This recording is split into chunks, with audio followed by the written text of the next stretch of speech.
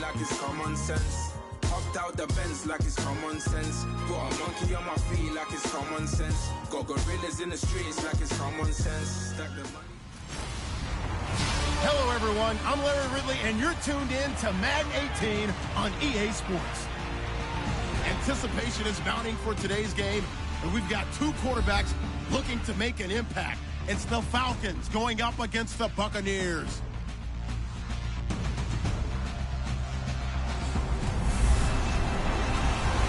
All right, thank you, Larry. We are on the Gulf Coast of Florida at Raymond James Stadium here in Tampa. Nothing like the fanfare of introductions to an NFL game, and that was in evidence a moment ago. Fireworks, pyrotechnics, you name it. This crowd is ready as their guys get set to match up between the Atlanta Falcons and the Tampa Bay Buccaneers.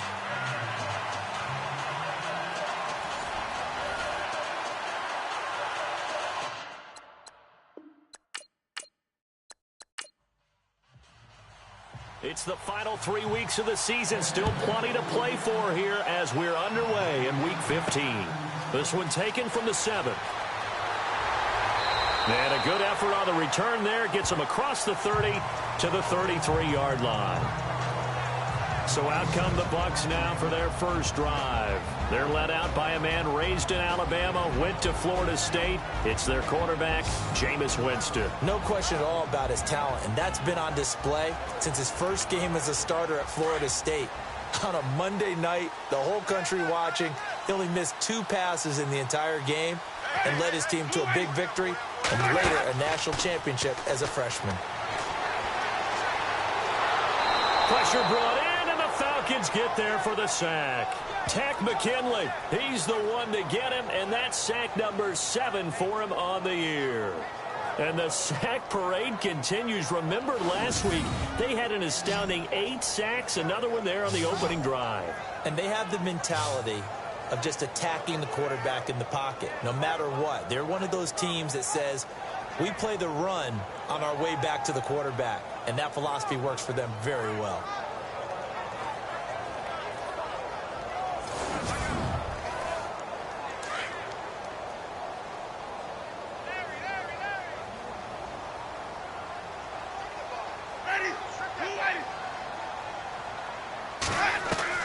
Now a second down throw for Winston.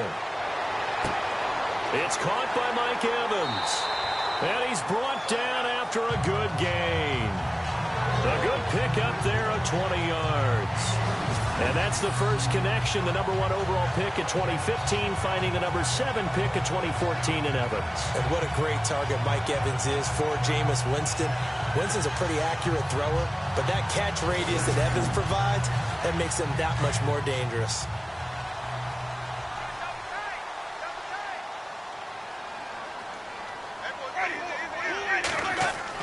A first down throw for Winston. He couldn't quite hold it. Got hit. Ball pops out. Incomplete.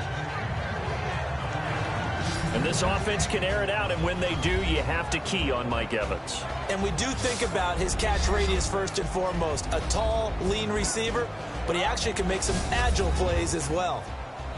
10 yards still left on second down.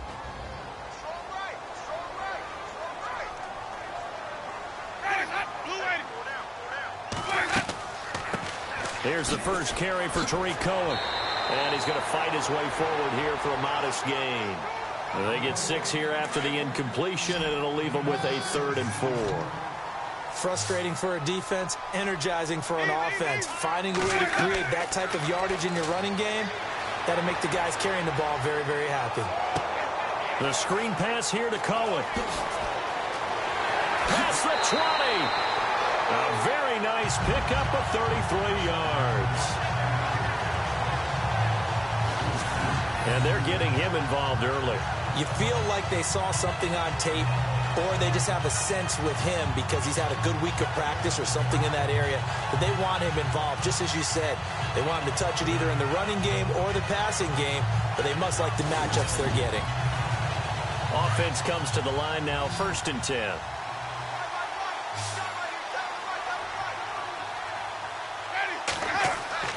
From the red zone now, Winston.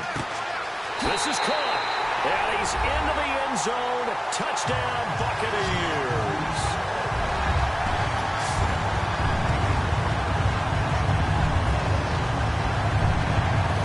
And that's how they envisioned to get the football to start the game and score. And I don't know if that was scripted. Was it an audible?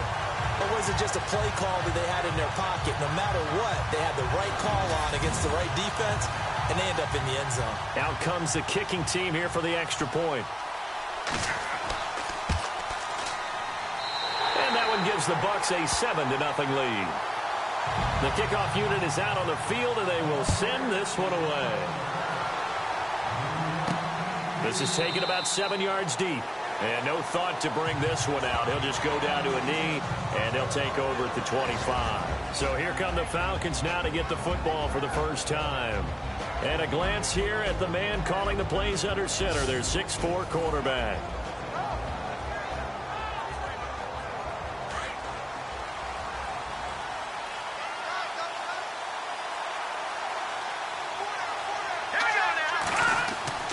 They go play action here on first down. He completes it to Julio Jones. He got 29 yards that time.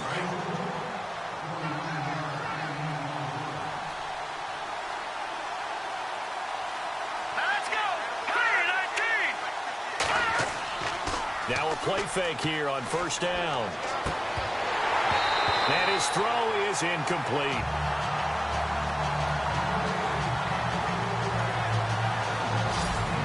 Here now the offensive starters for Atlanta.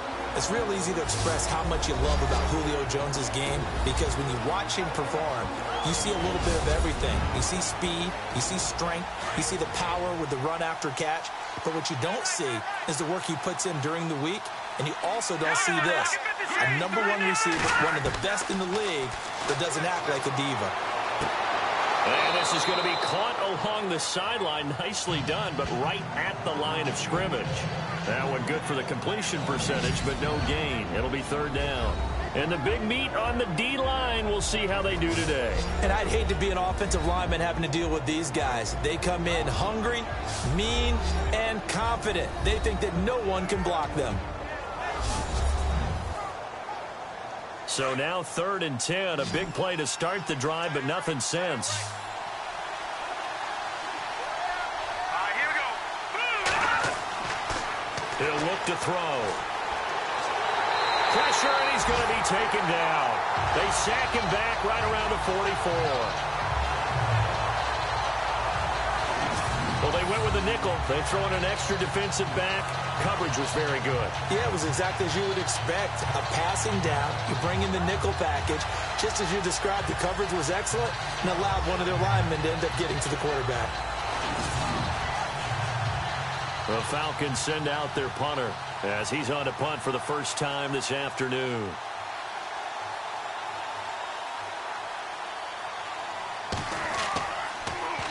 They only punted twice in the win last week as he gets this one away. Fair catch taken right at the 10-yard line. A 40-yard punt, no return. And the Bucs are going to take over 1st and 10 deep in their own territory. With the Bucs offense making their way back out on the field, let's take a look at the playoff picture, Charles, coming into the weekend in the NFC. And it's right about this time of year you start to say this is when the cream rises to the top. Week 15, 3 weeks left to go, but still plenty to be determined.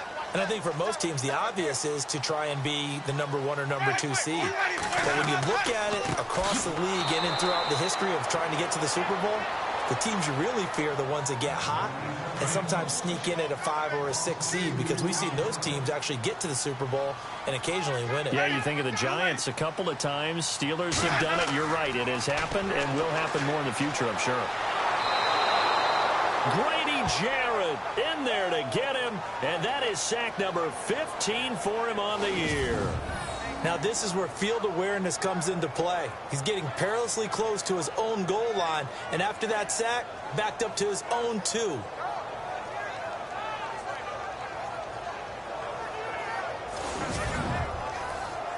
Winston needing a big play after the sack as he leads the Bucs up on 3rd and long. Now Cohen. call it no gain there, and it leads to a 4th down. Defense does their job here, and now for the punter and the special teams unit, a nightmare. You're snapping from your own 1-yard line. And that job they did, no leverage for the offense. They got underneath, held their ground, so now they're trying to punt it away. If you're the punter, what's the first thing? Don't step out the back of the end zone, because then you give up a safety. Yeah, you got to remember to catch the football first, though. Oh, yeah, you're right. That does come into play, doesn't it? Here's Thomas. He will not go down. Have to retape those ankles. He'll be hard-pressed to match that one. That a 65-yard punt. And the Falcons will be taking over 1st and 10. Falcons offense making their way onto the field. Let's take a look at the playoff picture coming into the weekend in the NFC. And for the moment, they're sitting pretty in possession of that number 2 seed and, more importantly, perhaps that first-round bye. But they have to clinch it, don't they? Yeah. That's the key, right? So, in a sense, the playoffs have started. They've got to go ahead and get this thing done. Otherwise, it's a different road, and you really don't want to be at the mercy of other teams and their results. And he'll be taken down, but not before he gets into enemy territory. And a nice gain of 21 yards. In recent years, the slot receivers really gained stature in the NFL because they can do so many things. Yes, they can line up wide like your normal wide receiver, but to have that kind of courage and toughness to run routes in the middle of the field and become dependable targets for their quarterbacks and move the sticks, those guys are worth their weight in gold.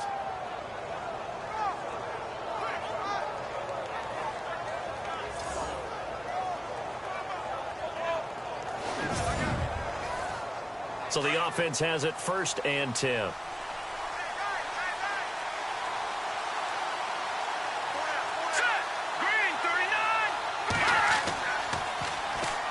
They'll run for the first time with Devontae Freeman.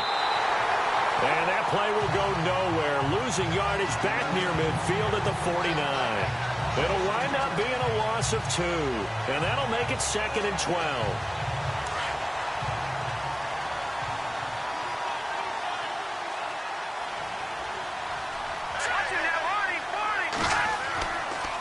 Again, they'll run with Freeman. And he tried to bounce it outside, but they'll stop him behind the line. And they'll lose a yard that time, and that's going to lead to a 3rd down. That's 2 really good stops in a row. Back-to-back tackles for losses. I mean, let's face it, they are locked into what they're doing offensively.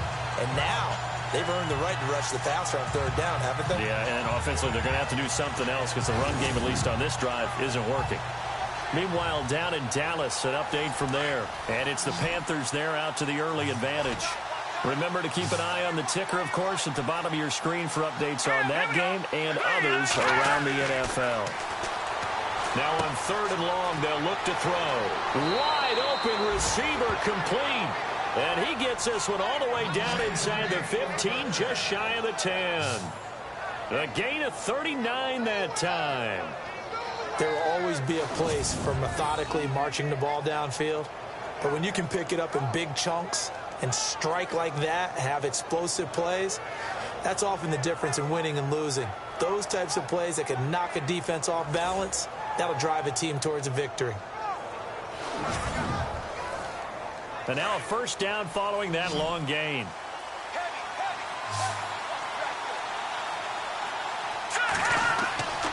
They're going to look to throw. And it pops free. The collision there jarred the ball loose and brings up 2nd down. This defense is not going to make it easy for you. They're a physical group, and we just saw it there on that play. He came in, made the contact, just as he's trying to haul it in.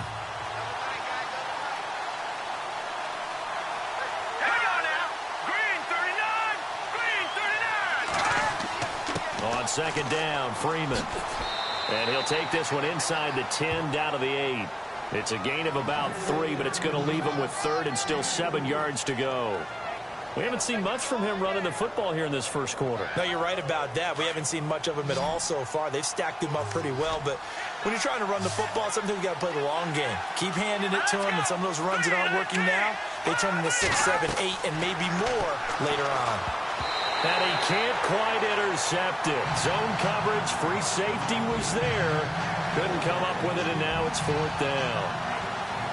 It's a great job by this secondary. When I watch them, They remind me of elite defenders on a basketball court, right? They want to contest each and every pass. Great contest on third down to bring up fourth. So with fourth down looming, Dan Quinn sends out his field goal unit from the right hash, and this one just a chippy.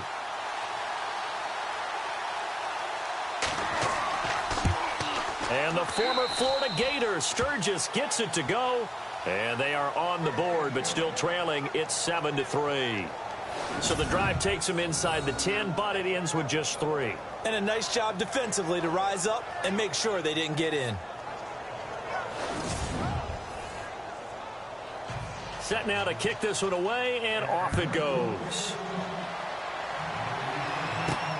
This one taken from the 7. And a good effort on the return there. Gets him across the 30 to the 33-yard line.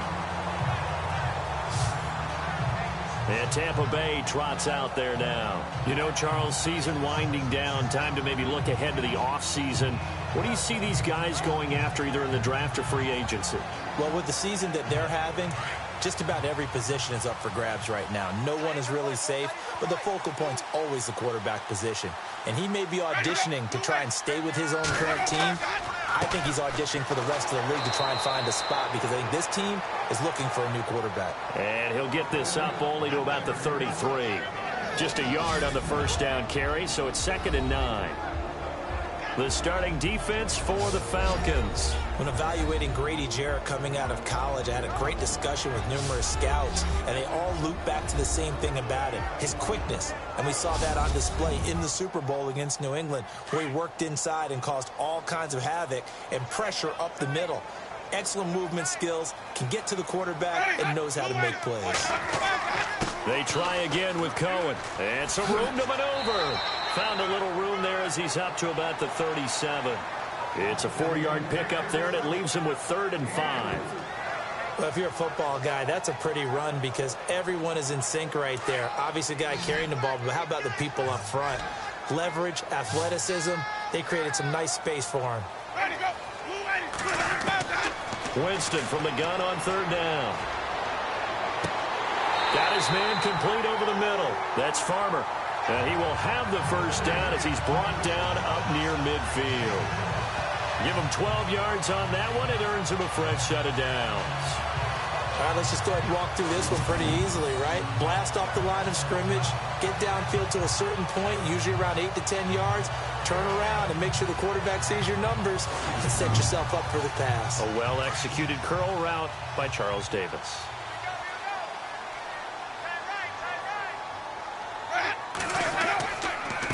This is Cohen, and this one goes nowhere.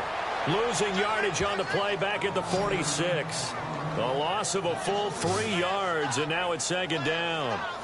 Don't forget about finding a lane there. He barely had time to look up before he was planted in the backfield. Probably fortunate he was able to hold on to the football.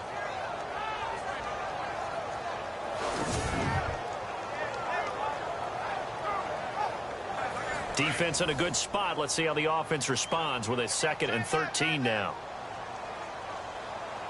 Let's go now. Here's Winston.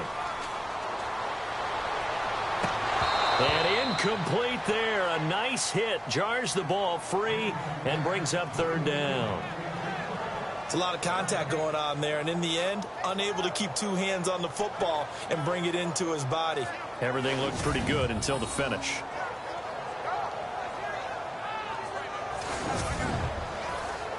The Bucs on 3rd down. They've been okay, 2 for 3 thus far. This is going to be 3rd and 13.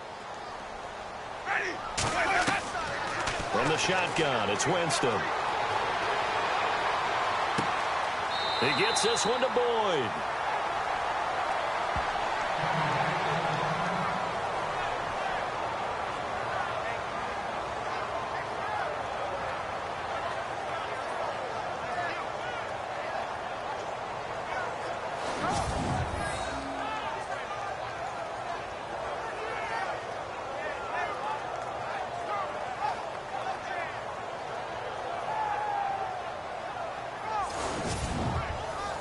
Here's Brian Anger now. On for his 2nd punt. He'd take a repeat of his first.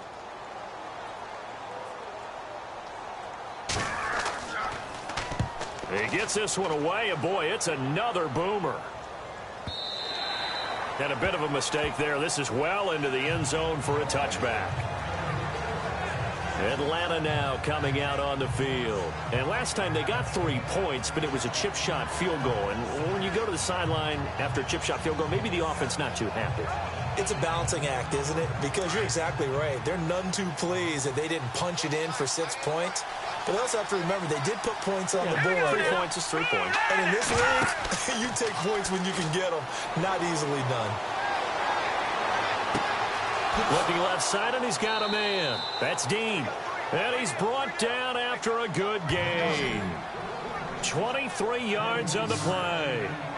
Brandon, so many times we see the crossing route start as a quick hitter, but in this play, he had time in the pocket and waited for him to clear going across.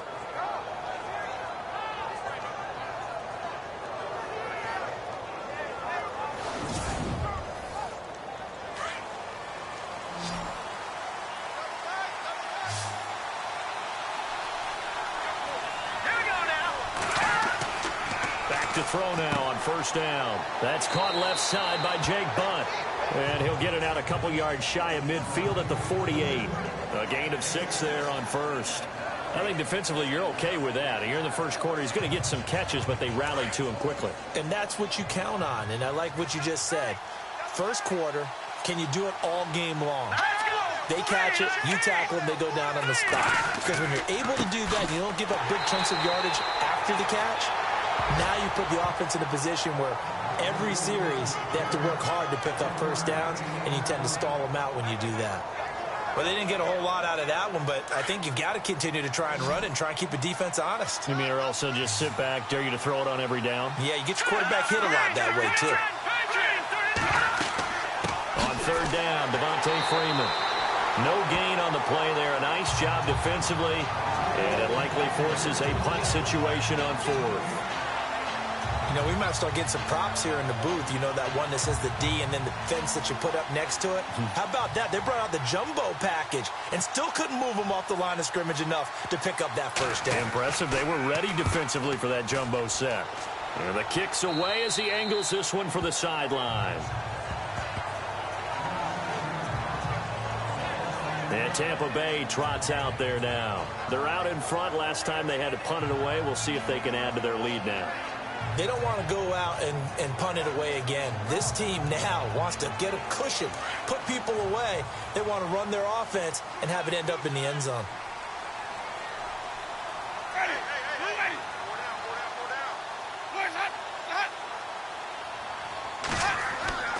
They'll start things on first with Torrey Cohen. And he will lose yardage on the play. Back at his own 19-yard line. A loss of a full 3 yards, and now it's second down. Every year I go to the combine and marvel at the speeds that linebackers are running nowadays. They run like DBs. And let's face it, they know how to finish plays too. Eyes up, head up, run right through them. Second down, Winston. And the hit jarred it loose. It's incomplete. That's very well timed there defensively because it's not a bad throw, but the collision came at the exact time he was reaching to bring in the football. Really, really well done. Decent offense, just better defense. I think you're right. The Bucs on third down. They've hit 2 for 4 thus far. This is going to be 3rd and 13.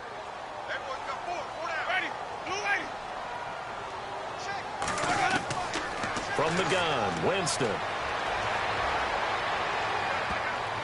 And he can't hang on to it. Nearly picked. He's known for his hands defensively, but instead it just brings up 4th down. He was all over that route defensively. Now, they had 2 picks last week as a unit. Couldn't quite grab that one. Patience, Grasshopper. Patience. It's early in this game, but you like the fact that they're around the football early.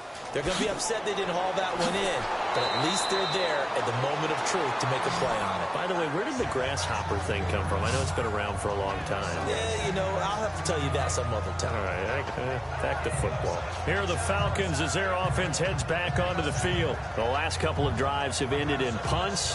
Maybe the crowd minds that, but you're a defensive guy. You're okay with a couple of punt drives. Listen, I'm the guy that loves a 0-0 pitch game. All right, in baseball, I can handle that going into the 7th inning. I think the crowd, though, they want to see a little bit more excitement. Let's see if someone can break something free on offense and get going.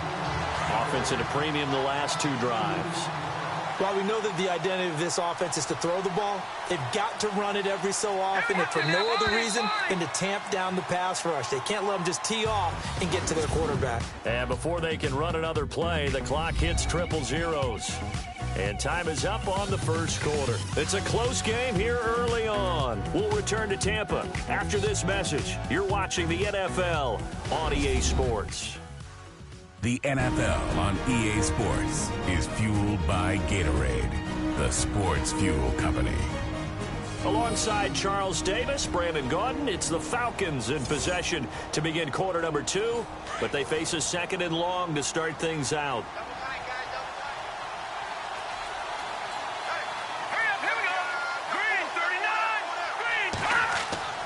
On play action, they'll throw. He sets to fire deep. Oh, nearly picked. And maybe lucky there. This guy doesn't drop many defensively. 3rd down. Oh, man, that was close. The opportunity to change momentum, big play, right in his hands, unable to come down with it. A sigh of relief, no doubt, on offense that fell harmlessly to the ground. Well, he's taken down, but not before picking up the first thanks to a flashy little spin move. It's a pickup of 16 there, and it'll lead to a new set of downs. One thing I can say pretty safely, that route is not called if you don't have a guy who can throw the ball and put some mustard on it. Because if you're going to lollipop it in the middle of the field, bad things usually happen. It takes a strong-arm guy who can rifle it in there, and they were able to successfully complete that one.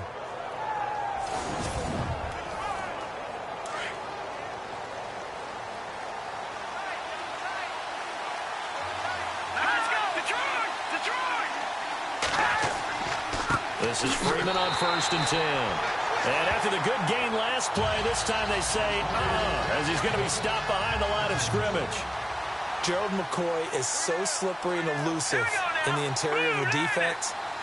I don't care who has the assignment to block him.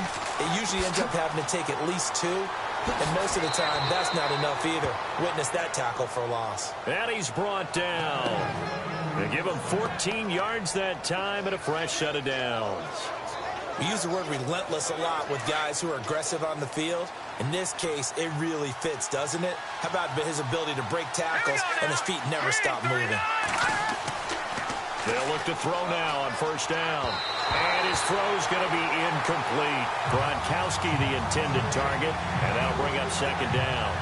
Let's face it, perfection is something we all chase, whether it's playing this game or whatever we do. Hard to attain, but that's what they were searching for as that pass goes incomplete.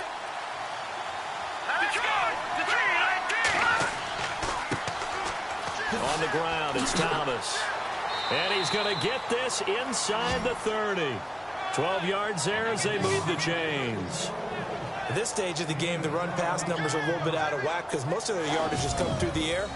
But in a sense, that just sets things up for big runs like that because the defense might be a little bit off balance. They pick up another 1st down with that run.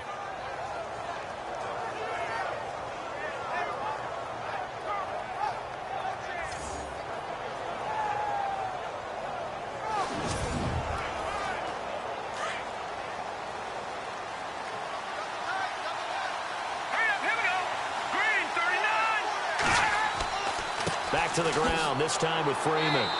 Down right around the 25. 2 yards on the pickup there. It'll be 2nd and 8. Well, he hasn't made much of an impact in the running game thus far, and after that last run, not much is going to change in that area. He hasn't been able to get anything going, and really the offensive line not helping him much.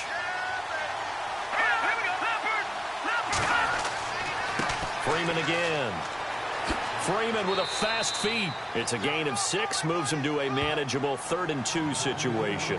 He hadn't had a ton of success here so far, but you get the feeling that he might be on the verge of popping one. Yeah, even on that one, there was a little bit of a hole, but it closed there quickly at the end. The Falcons on 3rd down, 2 for 5 to this point. This time they face a 3rd and 2. Back to throw here.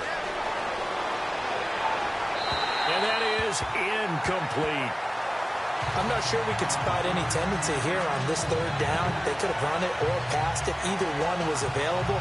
They chose to try and get it through the air, but they were unsuccessful. So out comes a field goal team now for the second time here today. It'll be from the right hash, and it'll be a 36-yarder.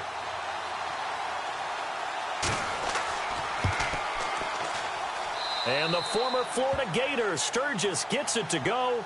And they'll get it back within a point at 7-6. So the drive stalls out, but they are able to put 3 points on the board. Yeah, just a yard or two shorter than an extra point. So no problems converting there.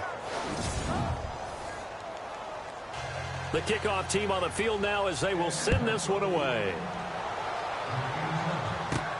This fielded at the 2. And he's up across the 25 and down at the 28-yard line. Jameis Winston and company heading back onto the field now. He's played a pretty clean first half, a touchdown, no interceptions. Frankly, that's what they expect out of it. They want to see the ball thrown and thrown well, and he's able to do that and put it in the end zone. They'd love to see more of that before this game finishes. But right now, he's got his team in a good spot. A good spot, maybe looking for touchdown pass number 2 here in the second quarter. And the Falcons get there. The Falcons get the sack. Down he goes. Grady Jarrett in there to drop him, and he continues to wreak havoc in offensive backfield. Sack number 16 on the year. Sometimes I watch games and wonder why they use play fakes on certain passing situations, because it's not going to fool anyone. I don't know if that was the case here, but the end result was the same. No one fooled. The quarterback was hit.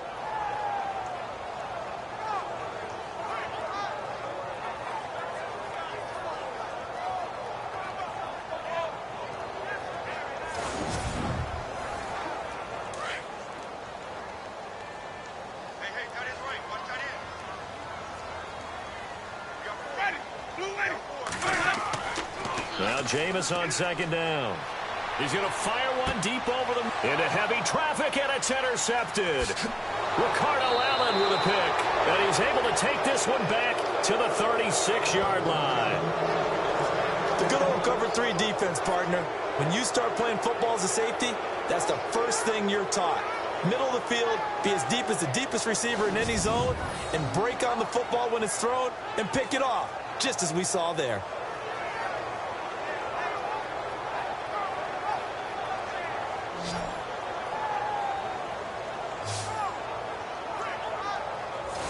Back onto the field now comes Devontae Freeman. He's had a good chunk of carries. Problem is for very little success. I don't want to put it all on his shoulders, but that's a big reason they're losing right now.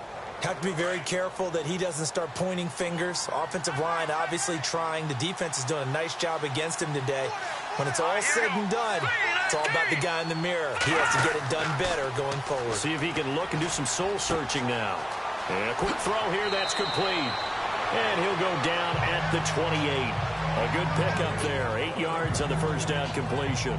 So much goes into a successful play, doesn't it? How about that play action there? Freezing the defense just enough to bring the tight end free downfield for the completion.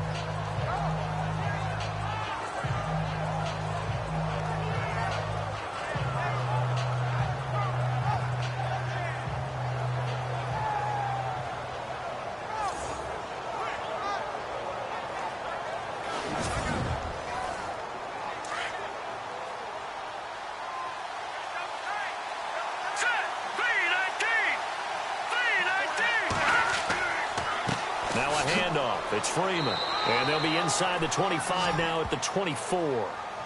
And 5 yards on the play there as the drive will continue.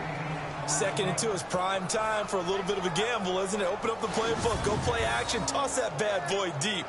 But in this situation, go ahead and give it to your back. Let him pick up a first down, keep the sticks moving.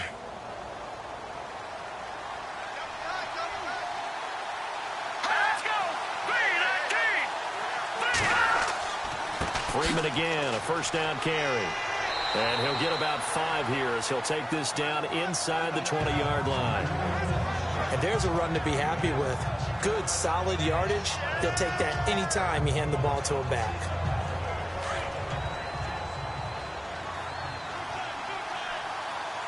Here we go. Blue, Freeman. And they go the wrong way here. Knocked back to the 20. They'll lose a yard, and it brings up third. That goes down as a loss against his rushing stats.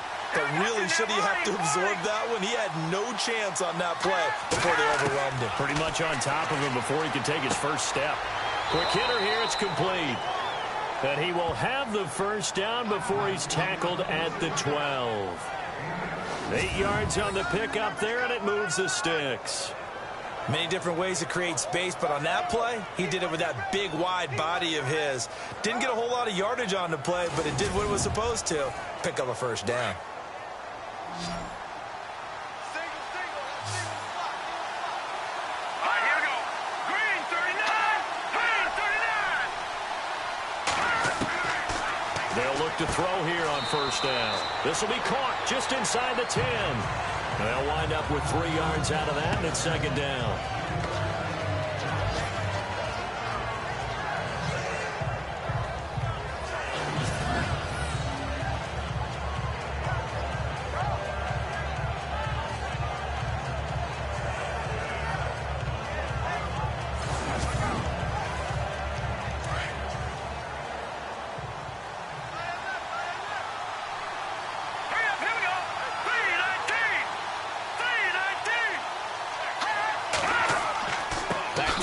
Game. It's Freeman, and he will maneuver his way down to about the 7.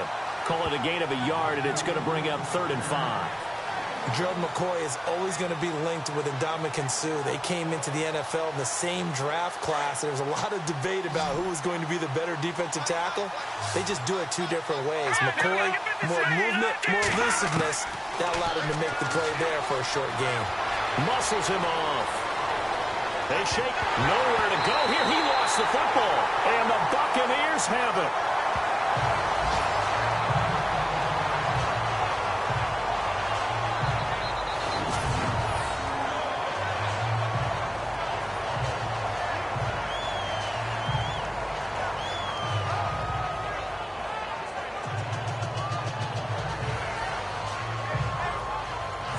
Look at Jameis Winston now as he gears up to lead this offense again. He's got the lead here in the second quarter. He's thrown the touchdown, but also an interception. As a quarterback, does that interception, even though you're playing well, your team's got the lead, does that always stick in the back of your mind a little bit? For the best ones, it just upsets them that they did that because they don't think there should be any blemishes on their record. They think that they're way better than that. So your confidence gets tested a little bit. Being able to go back out there, maybe throw another touchdown, that'll tamp that down in a big way. Yeah, I can see he's looked pretty good to this point.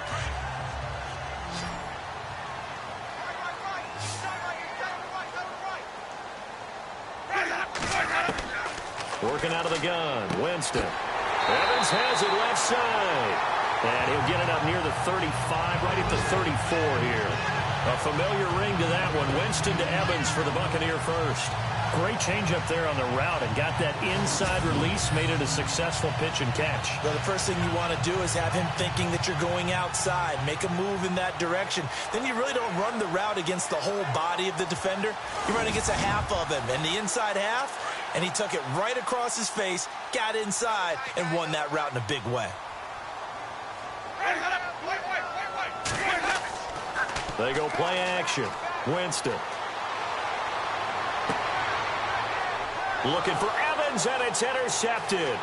Picked up by Von Bell, and he's just across midfield and down at the 49-yard line.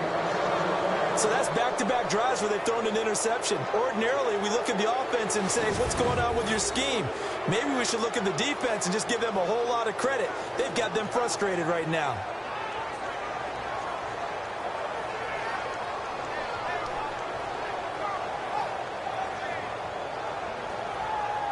Getting set to go again on offense. We get a peek at Julio Jones now. He's been good so far to this point in the second quarter. Need to get him even more involved, maybe? I would agree with that. Definitely. Yeah, it's not even a question for me. The way he's playing, he's doing a nice job. Increase things. More touches, more opportunities. Maybe that can reverse things on the scoreboard for them. They'll try to ratchet things up then maybe here in the second quarter. Back to throw. Firing quickly here, and that's complete. And he's going to be taken down right at the line. No gain there on the completion. 2nd and 10. Now, the old pass completion for no gain, not something you want to call up out of the playbook too often. Yeah, most offensive coordinators don't have that on their play sheet, so they've got to go back and scramble after this one. But right now, with what they're telling receivers about making sure you take care of the ball in open field, sometimes the fighting for extra yardage doesn't come as a result. That and good tackling could lead to no yards gained. They'll run it now out of the gun. And able to push his way forward here for a good little gain. He's able to rattle off 6 on the carry, and that'll get him to 3rd and 4. On any running play that's called, they're always hoping that it's going to break big and go the distance. But when you get a nice gain like that, you're able to do so many things anyway. You can come back and run essentially the same play again, continue to move the ball on the ground, or you can decide to throw the ball now because usually you have the defense back on its heels. Throwing middle, and it's complete. And he gets it to the 34. Good enough for the first. 9 yards on the pickup there, and it keeps the drive alive. 5th catch of the game for him there. Yeah, and the tight end position is now becoming a volume pass catcher. Used to be occasional, right? Safety valve. Throw one to him every so often, but mainly they want him out there to block. Nowadays, an integral part of the passing game, and they create such great mismatches that they often become the leading receiver.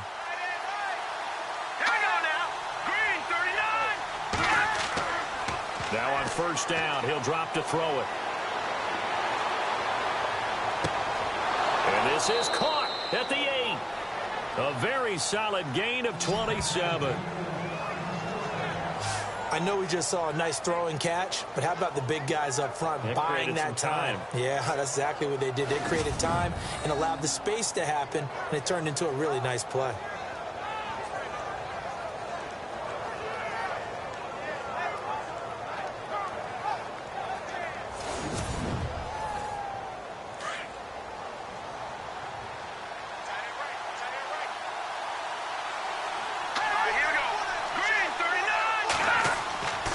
They'll run here with Freeman. Looking for a seam, but finding none. He'll get back to the line of scrimmage, and that's it. No gain on the play that time, and it sets up 2nd and goal. Okay, no score on that play, but this guy's been a touchdown machine all year long. You know they trust him with the football. Here we go now. Green 39. Green 39. Looking to throw. This will be caught at about the 6. And he'll be brought down here at the 3-yard line.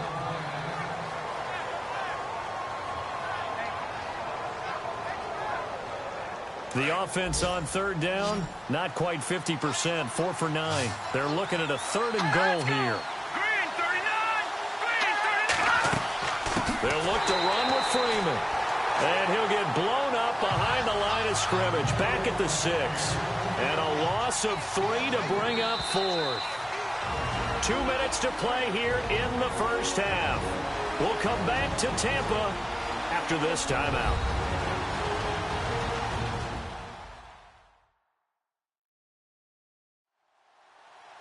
In just 2 minutes' time, don't forget we'll get you to Orlando for our halftime report. To bring it to you, who else but Larry Ridley? Now that man knows his football. Go get him, Larry.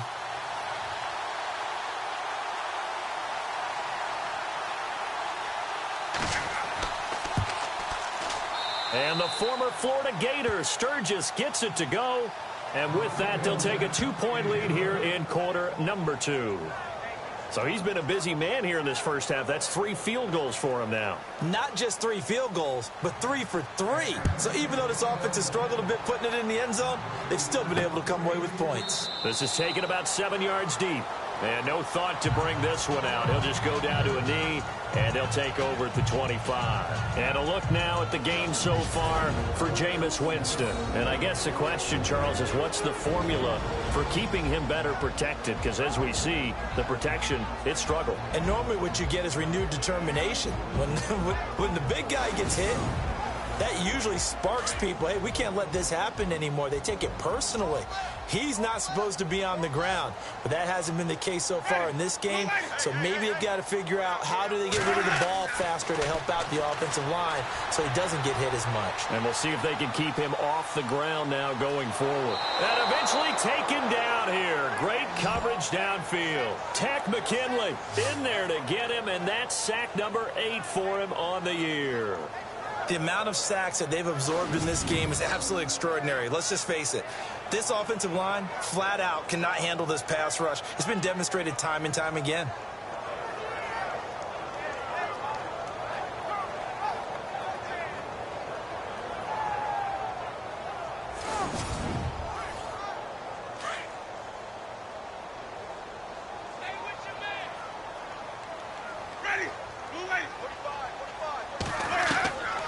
Jameis to throw it.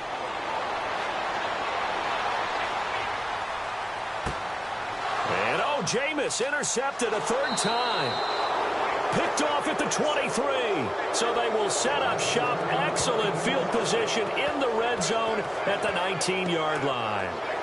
That interception sets them up beautifully already in the red zone. And you can hear it all the way up here. Oski, everyone turned to block, find a spot, and now they're set up inside the red zone for their offense.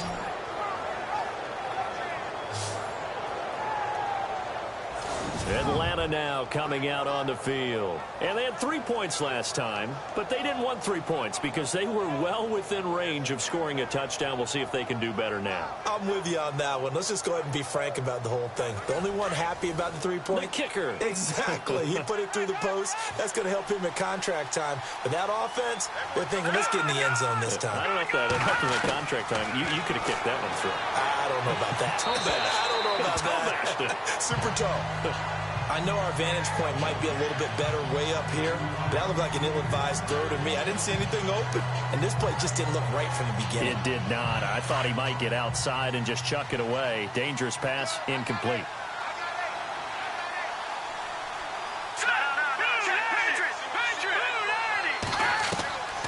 Back to throw now on 2nd and 10. Swings it out to the flat for Freeman. And he'll go out of bounds in the red zone just inside the 20. Call it a gain of 3. And that'll lead here to a 3rd down. So many times you hear today's NFL described as a space game. Get your best players into space with the football in their hands. That's why sometimes you just swing it out to your runner, get him out in the flat, and let him have a chance to make people miss an open field.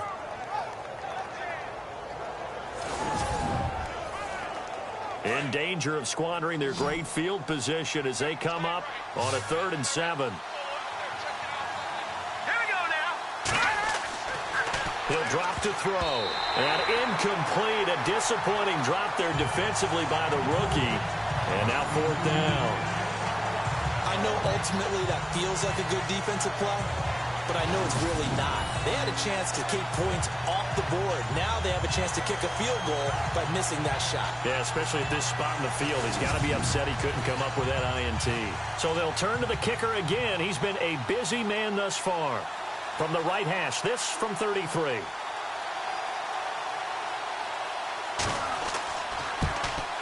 And the former Florida Gator, Sturgis, gets it to go. And that will push the lead up to 12-7. So after the pick, they can't capitalize for 6, but they do get 3. And I know in this situation, most of us wanted to focus on the offense. You know what side of the ball I played on. Let's give that defense a lot of credit, taking it over in a sudden change situation and shutting them down. That's fielded in the end zone. And no run back here. This will be a touchback, and it comes out to the 25-yard line. There he is, the man taking the snaps under center, heading out for the next possession. And he comes out on the heels of an interception he threw last time they had the ball.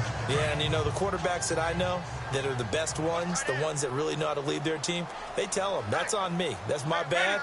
But let's go back out there and move ahead again, guys. We can get this done. Nowhere to escape, and he goes down. Now the Bucs going to use the first of their timeouts as they'll stop it with just over a minute to go before halftime.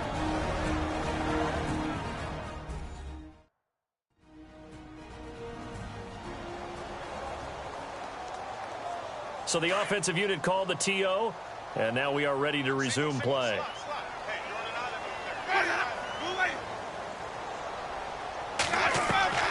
Now a second down throw for Winston. Throw left side complete. It's Farmer. Now the defense going to use the first of their timeouts. So as they take it over, we step aside.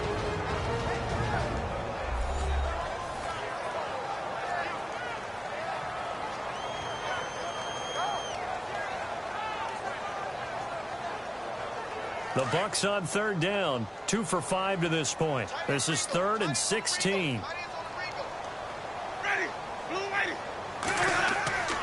Now they'll run it with Cohen. Now a second timeout called for by the defense. So that means they're down to 1 remaining here as we head toward halftime.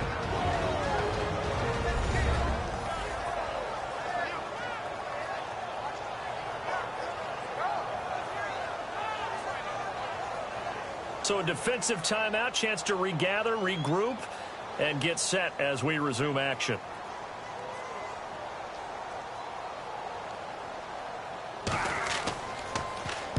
Anger is on to punt, and he gets this one away. That'll be put in the books as a 53-yard punt. And possession will switch hands, 1st and 10. Now the Falcons offense gets ready to head back onto the field. And we'll see how this is played. Offensively, they've got the lead. Not a whole lot of time left. What do you think, Charles? Well, it's tempting to try and add to your lead, but a mistake there, that could change things in a big way. I say go ahead, take the knee, get on out for the half. They'll set up a throw. Going for the deep ball. And lucky to get away with one there. That one nearly picked. Second down.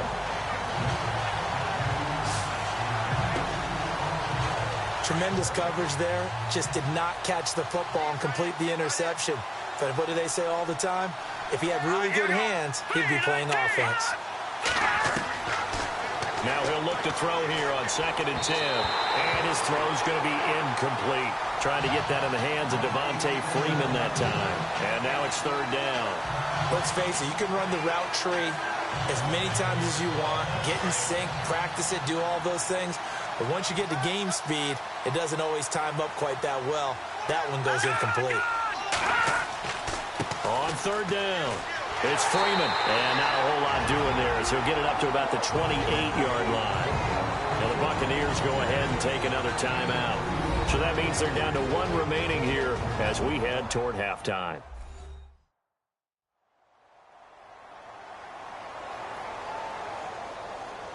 So the defense had a chance to catch their breath, and now they're back out and ready. The Falcons send out their punter as he's on here to punt it away. And he uncorks a beauty. Best of the day. And he didn't quite have the backspin on that one. It hits at the 4 and continues into the end zone. It's a touchback. And Tampa Bay trots out there now. These guys had to punt their last possession, and that's become too familiar of a refrain. Too many of these drives just wound up going nowhere. Well, you know how in baseball when the pitcher gets a base hit and he's on base, they bring his jacket out to him to keep him warm? A lot of times the punter goes to the sideline, puts on sweatpants or a wrap over his leg to keep it warm. He might need a massage from the trainer right now from all the work he's getting. And he's going to be unable to get upfield as they take him down at the 21-yard line. Nice job by that defensive front there to hold him to a short gain on 1st down. Well played, I must say. Yeah, only getting 1 yard. There was no room to run.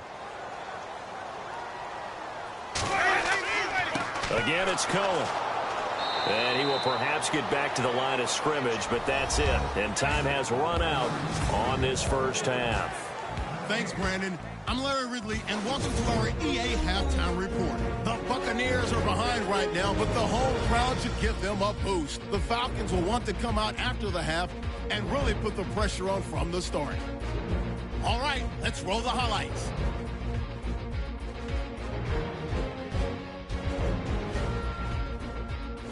First and 10, completion will be made here to a wide-open man, and it leads to a touchdown.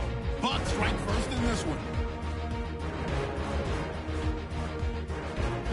Offense now with the shot after the interception. Offensive line won't be able to hold up here. This ends up as a huge loss in yardage. Now to late in the second. Defense will get to the QB here. This ends up as a huge loss in yardage.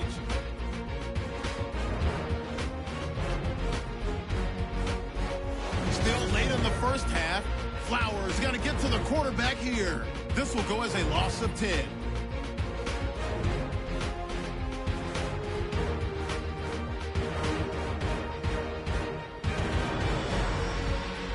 So that's it for us. We'll go back now to Tampa for the start of the second half.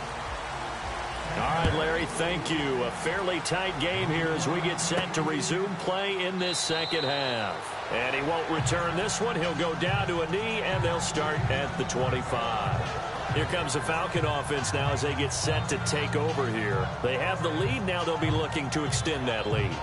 And this is where I enjoy talking about one of my favorite subjects, tendency breakers, or counters as I also like to call them. You've done things in a certain way in the first half, and they've had the ability to see what you've done. They're going to make their adjustments. So guess what? You adjust yourself and try and stay ahead of the pace because you are looking for some separation in this ball game. The adjustment to the adjustment. Without a doubt. Show them one thing, hit them with something else. And it is true. You can draft the fastest. You can draft the most athletic guys. But if they don't know the art of positioning, sometimes it's all for naught. In this case, in the right spot, help force the incompletion. Yeah, but had his hands on it for a second. Would have been a tough catch, though. Falls incomplete. Well, they get 6 here after the incompletion, and it'll leave them with a 3rd and 4. That was a good run, and it got to the second level. And what I mean by that is that's where the linebackers usually play. First level being the defensive front, last level being the secondary. But the strong safety position ended up making the tackle. And oftentimes, we call them a hybrid. Combination defensive back, combination linebacker. We saw the linebacker make the stop. A big play on 3rd down for the Falcons. And even 40 yards. After that nice game there, for the rest of the game, the defense is going to have to respect the running backs as passing threats as well. Not just play them strictly to run the football. They may be able to get downfield and catch it too. Looks like the defense in press coverage here.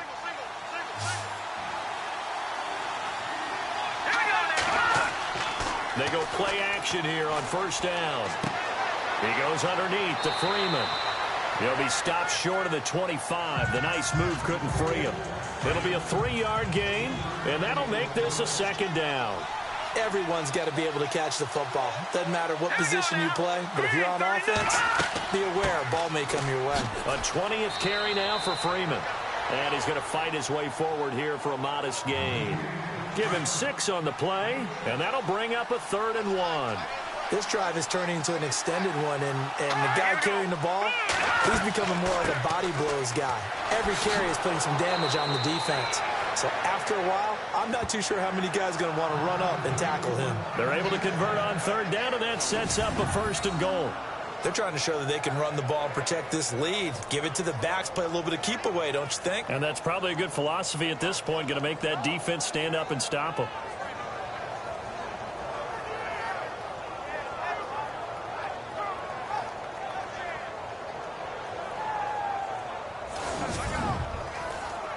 And here comes play number 6 on this drive.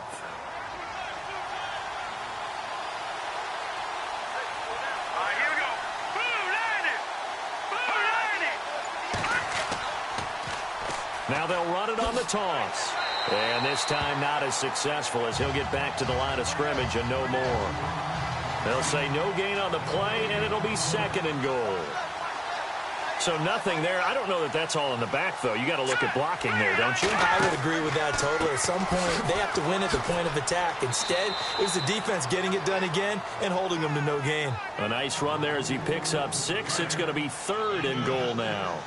Looks to me like maybe there's a little attrition setting in with this drive. Because when you see that type of a run, I get the feeling the defense getting a little bit tired. And that's the last thing they need, especially when they look up at...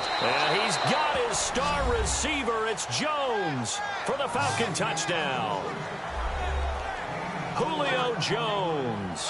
His 5th touchdown now on the year. And the Falcons will extend their lead.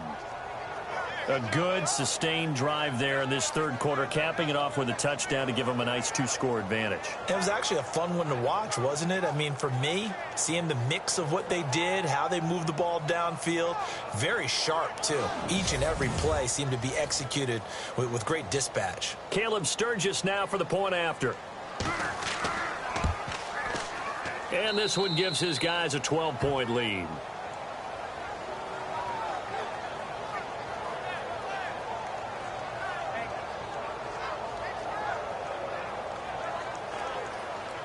Out is the kickoff unit as they run up and send this one away. This one fielded at the 5. Uses the stiff arm.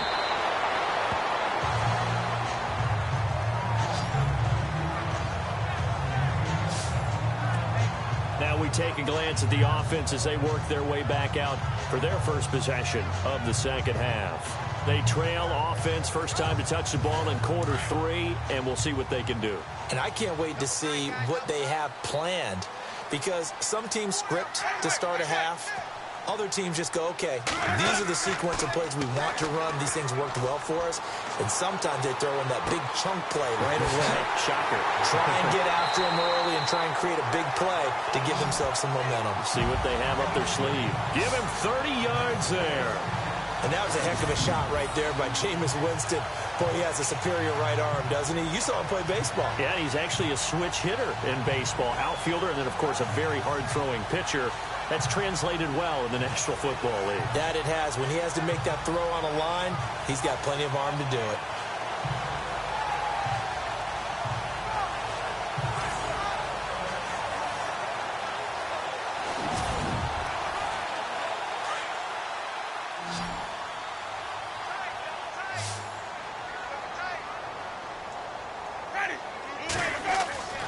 Jameis now on first down. Looking left side, and he's got a man. It's Evans. And he'll get this one down near the 20-yard line. 23 yards on the play. And at this stage, down in the second half, looks like they just wanted to find a way to get it in the hands of their playmaker, and they did. I think you're exactly right. I don't think the coordinator's looking at his play sheet and trying to figure out which play will work well. He's trying to figure out how to get the ball to the playmaker that you just described. Looking down at that sheet, you find people plays, not necessarily X's and O's, and that's exactly what they did there. So they're operating in the red zone.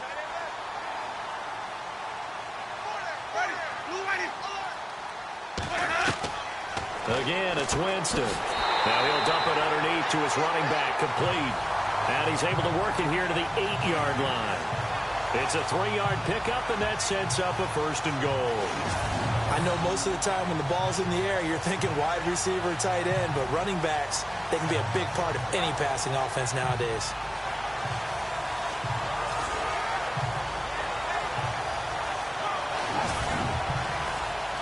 First and goal from the 8.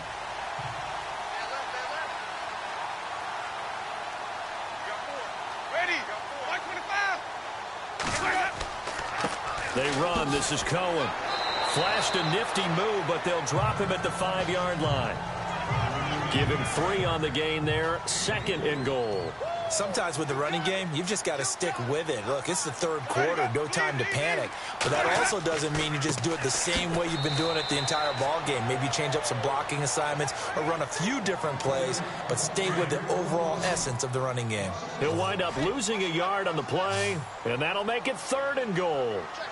To say they've kept him under wraps running the football, that's an understatement. He's been completely neutralized. Yeah, they've essentially taken him out of the game. And down he goes. Pressure gets him back at the 14. Dontari Poe in there to get him. Sack number 14 for him on the year. This has been a tough one for this offensive line. It appears almost like they've been on roller skates this entire game, the way they've been pushed around. 6 sacks given up in this one. A decent drive there to start the third quarter. They only salvaged 3 out of it, but they do inch a bit closer. Yeah, still lots of time to go in this one. Take the points, move on, and let your defense try to get the ball back. The kickoff unit is out on the field, and they will send this one away. This is taken about 7 yards deep. And they'll put up the stop sign there as his guys will get it at the 25. And now let's discuss Julio Jones. Pretty good game for him so far. I guess he's still got time here to make this a great game, but so far he's been solid. I like where you're going with that because it has been pretty good, but there's always that hint that things can really escalate for him. And right now they feel like they're somewhat keeping him in check, but he has found the end zone once. But boy, he can explode at any moment. Yeah, and when you hit that end zone once, you want to find it again, don't you? Yes, you do. Makes you hungrier. You get greedy in a good way. Give him a couple on the carry there, 2nd and 8. This is what happens sometimes when you abandon the running game. It's hard to get back to it because once guys get out of that mentality of firing out and hitting people, it's hard to get them started again occasionally. Out of the gun, they'll look to throw. It's a short one here, complete to his tight end. That throw good for only a couple. It brings up 3rd down. Not a big window to throw. Coverage wasn't too bad there. Yeah, they had him under wraps pretty well, but somehow able to muscle his way open and catch the ball.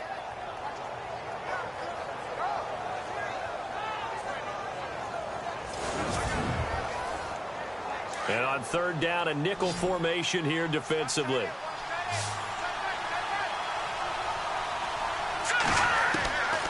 They're going to look to throw. Throwing for his running back, and he's got him complete. And he's able to take this one up to the 35-yard line. 6 yards on the pickup, and that's going to bring up a 4th down. So much about offense is what you call hidden yardage. You know, you throw the ball to someone, they catch it, and then they can make a big play. You know, they create a play, run after catch. They did a really nice job there of limiting that and keeping them from a 1st down. Yeah, stopped him in his tracks. He spins free.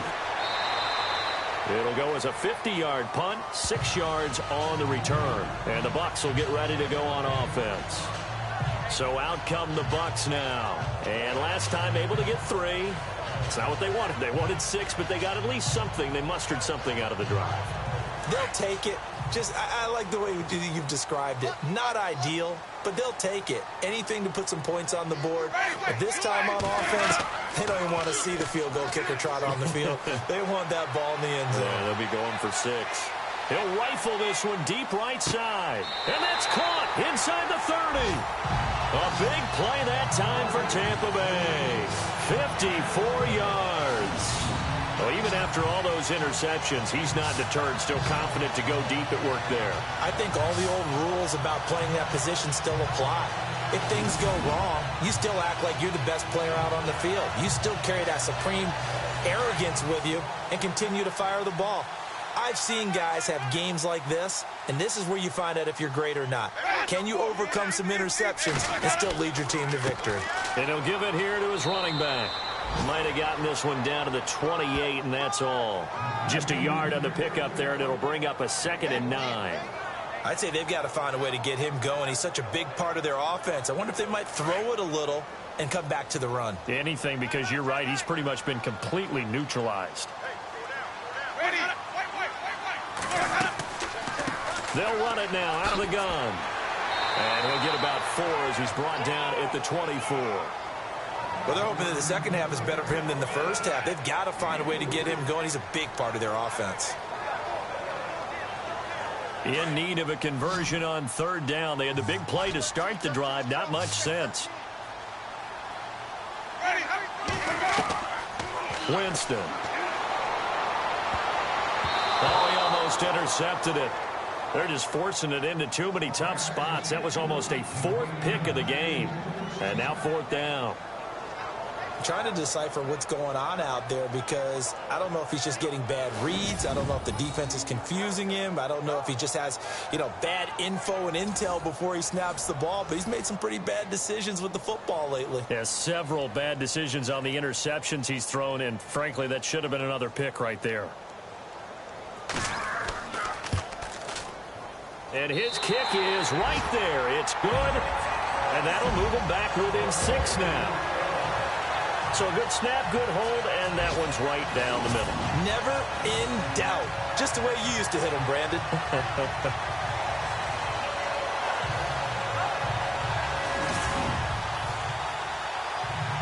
Set now to kick this one away, and off it goes. That'll be taken in the end zone. And a couple yards deep, he'll go to a knee. He won't return it. And they'll take it out to the 25. Atlanta now coming out on the field. And a tight game after punting last time. See if they can get something going on this drive. As they head to the field now, with the game this close, you've got to feel there's a sense of urgency for them going on offense right now. But they have to do it without letting panic creep in and affect their play.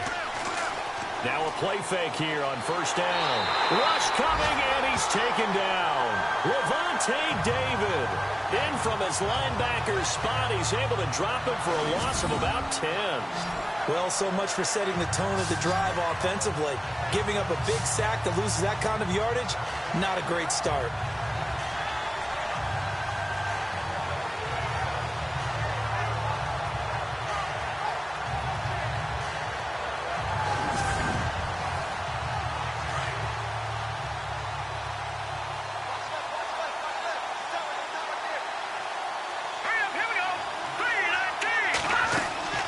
Here's a play fake as they set up to throw. Throwing over the middle, but it's incomplete. And Charles, got to like what this defense has been able to do these last couple of plays. Yeah, they get the sack on first down, then they force an incomplete pass. Now they're just a play away from getting the football right back, but it's a big play. They've got to hold up. And some secondary help here for the defense in the nickel on 3rd and long.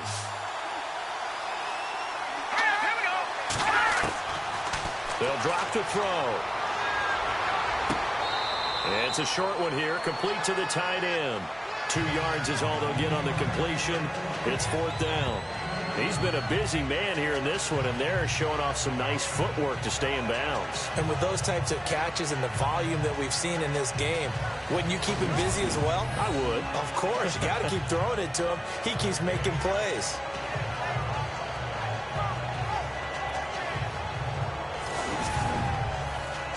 The Falcons send out their punter as the drive goes backwards, so he's on to punt it away.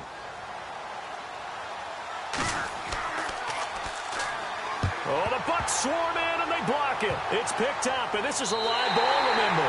And he will score. Touchdown, Tampa Bay. Partners, you well know every block punt wasn't necessarily a called block. Sometimes the guy just finds his way back there. Doesn't matter. The play happens, and that one turned into 6 points because they handled it so well after the block.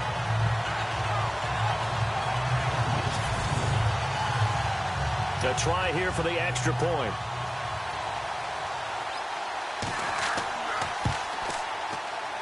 And that one puts them on top here in the 3rd.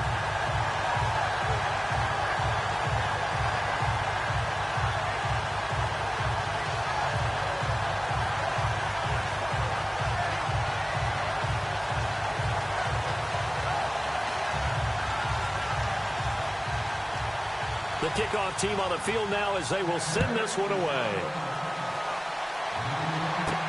Fielded about a yard deep.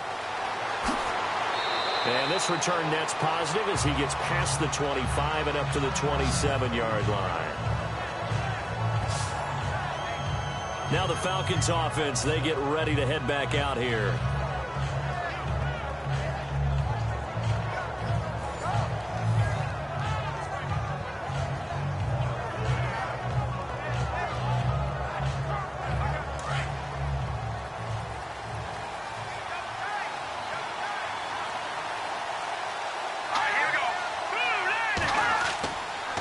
The play fake. He'll look to throw. He couldn't quite hold it. Got hit. Ball pops out. Incomplete. So he can't hang on. And as I watch that unfold, I remembered an expression that I've heard, maybe from you, I don't know, but you're going to get hit anyways, might as well hold on to the ball. Well, you know a coach said that, right? Yeah. Not an actual player. Not a chance at all. Way easier said than done. They'll run it now out of the gun. And they take him down, losing yardage back at the 27. And they'll lose a yard that time, and that's going to lead to a 3rd down. Wow, that play got shut down in a hurry. As soon as the snap came, you could see defensively they were just closing in. That was going nowhere. Yeah, you count on your offensive line to give you a little bit of space, a little bit of time so you can make a move. There was none there for him. And the Bucs with an extra defender in the secondary now on third down. Here we go now. Blue line it. Blue line. They'll look to throw. To the sideline. Wow, what a catch. Doesn't get a lot out of it, but he is able to keep the feet in bounds.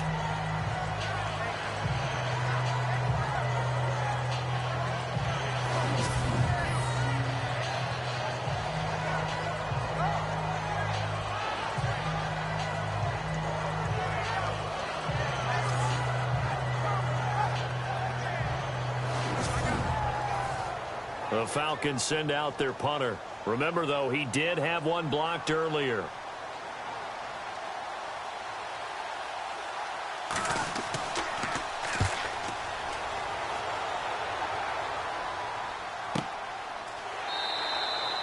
So a change of possession here on the punt. And out will come the offense as they take over.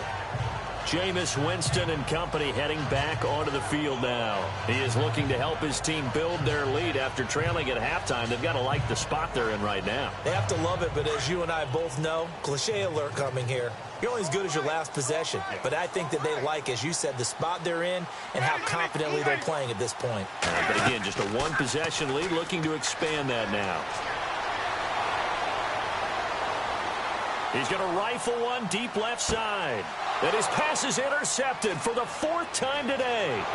It's Desmond Trufant, and he's going to take this one back to the 37-yard line. That was a really nice interception. I think it illustrates the differences between playing man and playing zone. When you're in man, all you're focused on is the receiver in front of you. But when you're in zone, you're allowed to read the quarterback's eyes and go to the ball. That's exactly what happened on that play.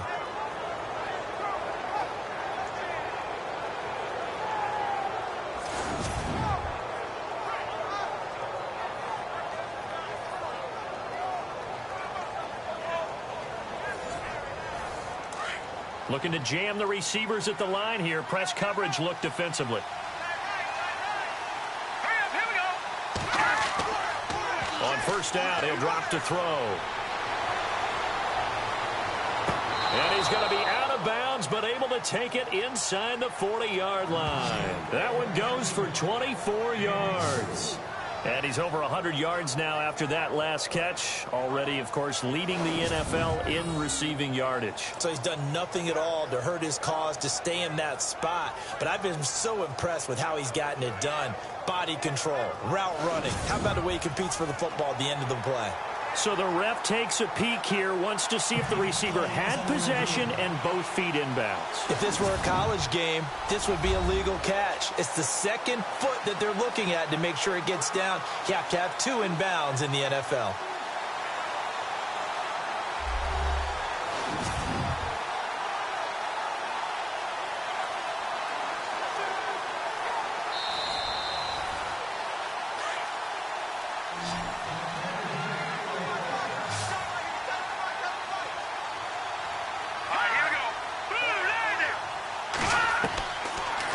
To throw now on first down. It's complete. It's Sproles. And he's going to get this inside the 30.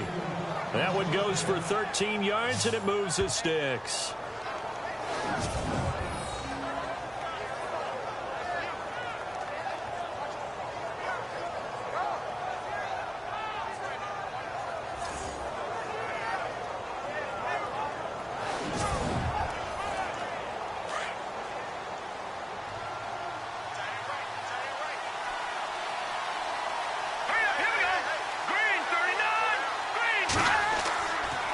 They run. Devontae Freeman.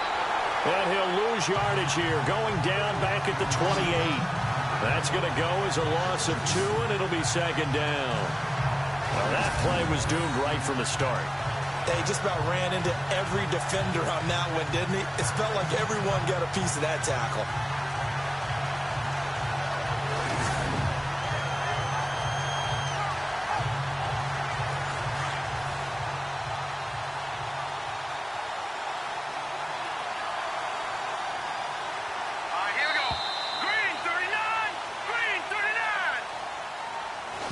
as they come to the line, they will not be able to get off another play as time has run out on this third quarter. We'll return with more after this. This is the NFL, and it's on EA Sports.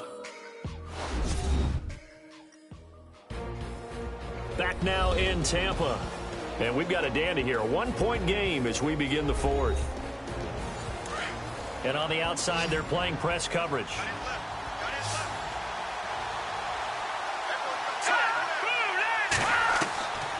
Now they'll throw here out of the gun.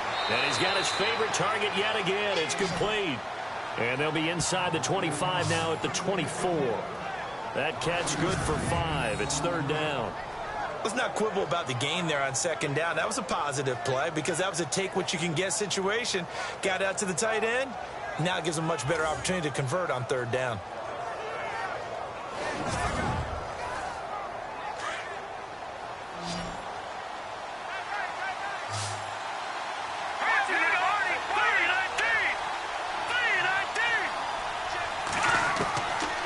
He'll look to throw.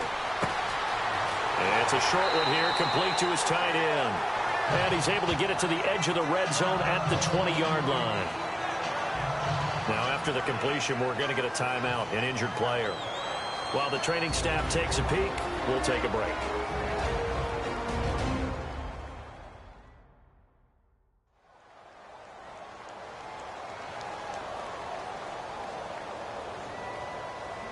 So on fourth down, out trots the kicker in a big spot here. This for a fourth quarter lead.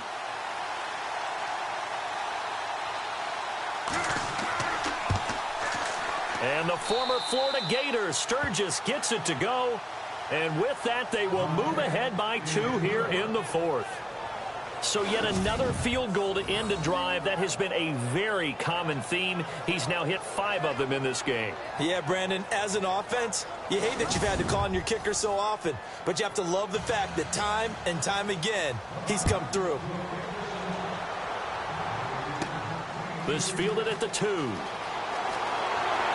And he'll take it up past the 25 to the 26-yard line. With the Bucs offense making their way back out on the field, let's take a look at the playoff picture, Charles, coming into the weekend in the NFC. And last time wasn't pretty. One play and an interception. We'll see if they can do better. I want to see if they want to go ahead and throw the ball again now on this drive after what happened on the last one. Throw it on the first play. Give the quarterback some confidence. See what happens.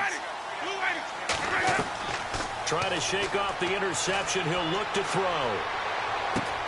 Over the middle to Evans. And he's brought down after a good gain. That one goes for 24 yards. One of the selling points of the in route is against the quarterback, a really nice sight line to his receiver, and almost on a direct shot, able to throw the ball into the middle of the field and have a great chance of success as they did on that play.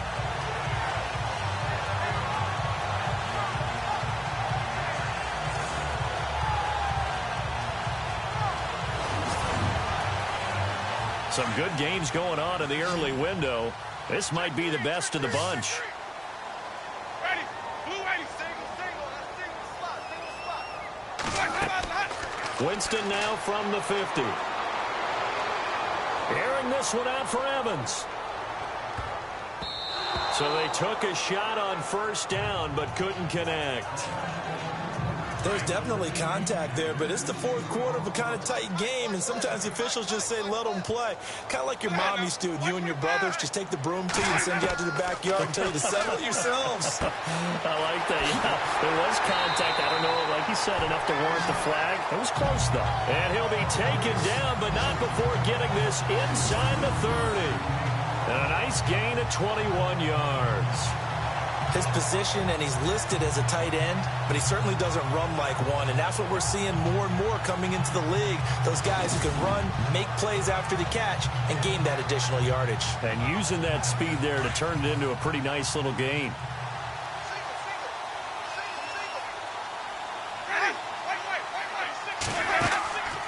Off the play fake, Winston. He's going to take a shot for the end zone. So they took a shot on first down, but couldn't connect. Brandon, at least there's one bright side to that incompletion. What's that? It wasn't an interception. Wow. You're a nice guy. That was kind of savage. But correct. No pick, just incomplete that time. Throw left side, complete. That's Farmer. That catch good for 5. It's 3rd down.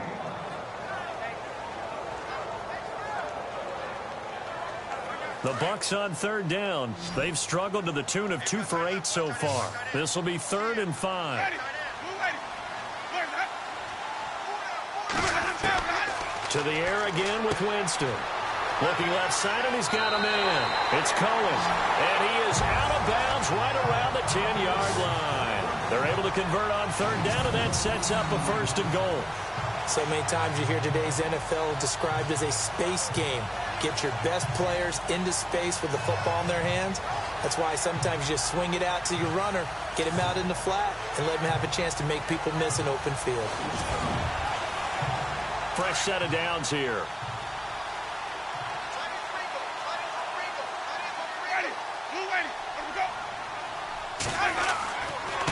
And to give this time to the tailback. And his rough afternoon continues. He's going nowhere again. No gain on the play that time, and it sets up 2nd and goal. Offense walks to the line for play number 7 of the drive.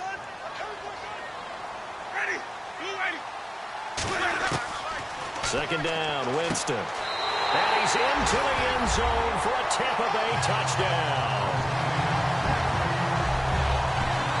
So from 3 scores down, these guys have fought all the way back to grab the lead. And I'll just tell people what happened when they went up 3 scores. I wrote onto your paper 2 words, game over, and now I'm eating those words. I was wrong. A little salt, a little pepper, goes down pretty easily. I will admit when I make a mistake. Well, it looked like it was going that way. This is one of those paging Frank Reich moments, and I can't believe I just brought that up, because Frank Reich at Maryland in college did it to my Tennessee Volunteers, and that was a big reason why my team lost. Sounds like you still harbor some pain from that game. You know, we still got a little time to work it out with the doctor. So that drive in total 8 plays, and it's all finished off with a touchdown by Tampa Bay.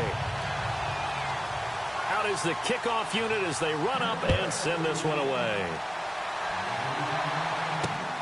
This fielded at the 2. And he'll take this across the 25, a couple extra yards, up to the 27-yard line. Atlanta now coming out on the field. And after the field goal last time, let's see what they can get here. At least they got points out of the last drive, Charles. I've never met an offensive coach that didn't want to drive to end with a kick. Most of them wanted to end with a PAT, right? In this case, a field goal, they'll take it. Way better than the alternative, which is a punt. Yeah, but you've met fan bases that wanted that, that weren't happy with that field goal. I haven't met a fan base yet that wants to drive to end with a kick, other than the extra point. That's it. 2 yards on the carry there. It'll be 2nd down. Tough day, tough sledding right there, and it's been that way the entire game. Not a whole lot of room to ramble for him. Yeah, you're right. It's been that way all afternoon. Didn't get a whole lot better there. Back to throw. Oh, the Buccaneer pressure too much. Down he goes. Gerald McCoy coming up the middle, gets him there for a loss of about 9. The amount of sacks that they've absorbed in this game is absolutely extraordinary. Let's just face it. This offensive line, flat out, cannot handle this pass rush. It's been demonstrated time and time again.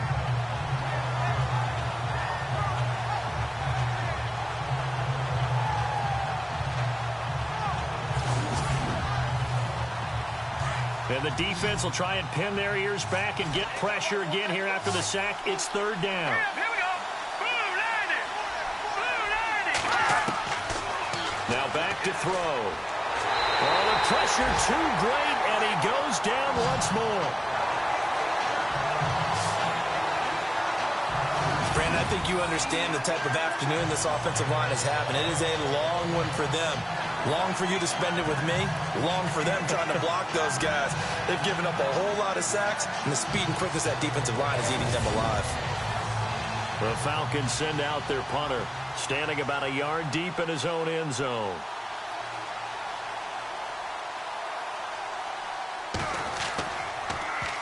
And this is away. It's a high kick, and he got all of it.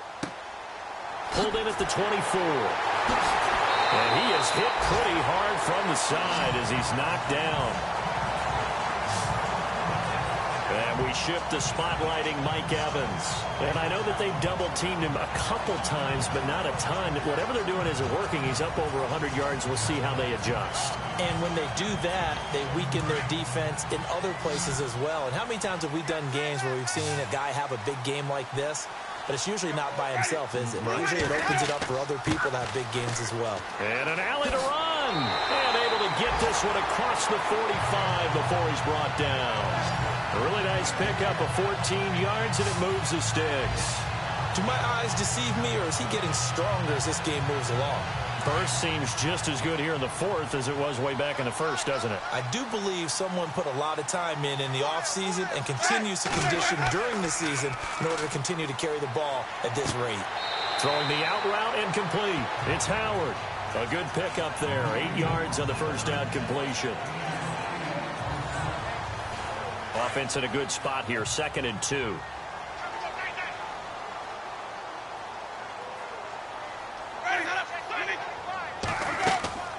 They'll run it now out of the gun. And an alley to run. And brought down, but not before they're inside the 25. That good for 19 at a first down.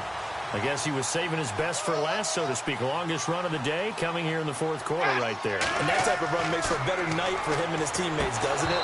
To be able to produce this late in the game can lead to some big smiles and satisfaction in the locker room after this one's over. Big O.J. Howard, his intended target. That'll bring up 2nd down. Well, not to get too overcritical there because he knows what he's doing, but his shoulders looked a little off kilter there when he threw that. I don't think you're being overly critical there. You're just analyzing it, and he gets those shoulders right. That pass will go from incomplete to complete. And a catch right side by Evans. That one goes for 24 yards. In the red zone this time.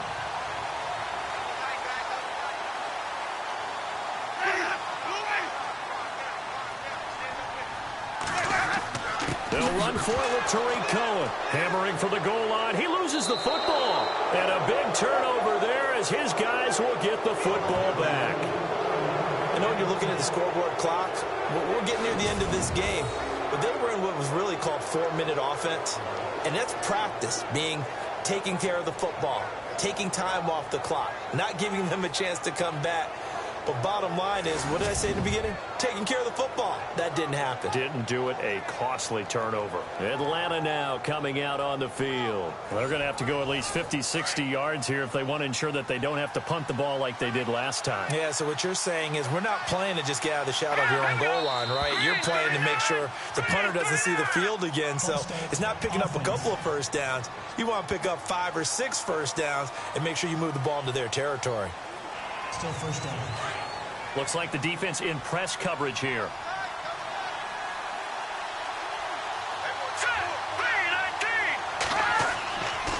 After the penalty, here's Freeman.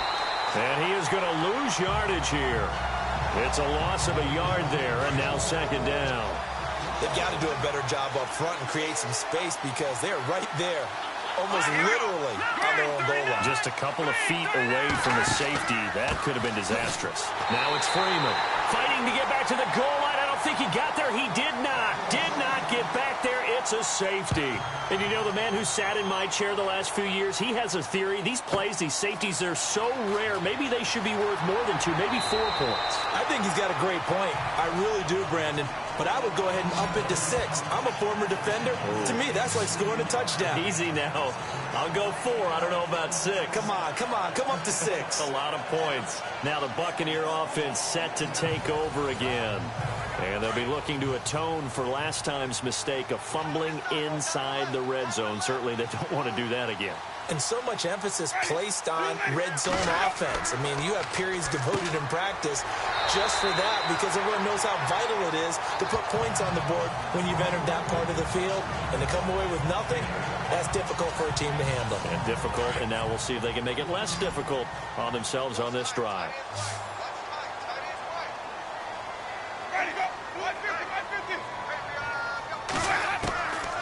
Now Jameis on 2nd down. That's incomplete. Nearly another pick. My goodness. I think he's taking an awful chance with the football right there. You've got to lead, you've got to protect it, and he's taking chances putting it out there in a little bit of jeopardy. Especially in a spot like this, fourth quarter, as you said, trying to cling to that advantage. Yeah, that one probably should have been picked, huh? On third down, it's Cohen, and he'll be limited to a short gain up to about the 34-yard line. Just a yard on the run there, and that's going to bring us to a fourth down.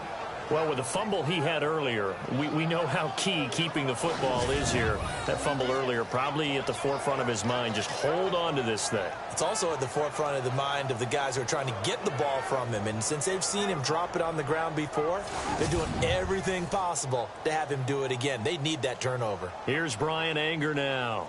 He's been terrific so far. And he deserves a bronze leg as he gets this one away. Good coverage there. An even 50-yard punt leads to a return of 5. And the offense will take over with a new set of downs. Atlanta now coming out on the field. And the last time they had the football, they surrendered 2 points on the safety. They don't want to do that one again. No, not at all. It's almost like a bases clearing double, isn't it? Give up a couple of runs. just messes things up for you offensively. But now they got to go ahead. And down he goes. A Buccaneers sack. This has been a tough one for this offensive line. It appears almost like they've been on roller skates this entire game, the way they've been pushed around. 6 sacks given up in this one.